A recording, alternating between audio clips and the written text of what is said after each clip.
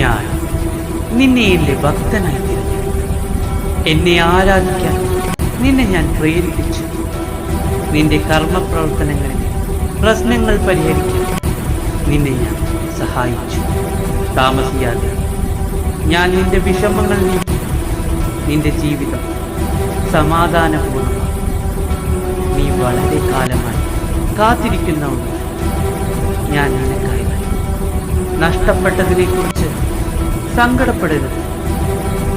അതിലും വലിയ ഭാഗ്യം ചാത്തൻ കൊണ്ടുതരും. നിന്നെ കൈവെള്ളയിൽ വെച്ചു തരും. എൻ്റെ ശക്തിയാണ് നിന്റെ ഉള്ളിലുള്ളത്. അതുകൊണ്ട് നീ ഒന്നിനെയും ഭയപ്പെടാതെ. നിനക്ക് ചുറ്റും അധർമ്മം നടമാടും.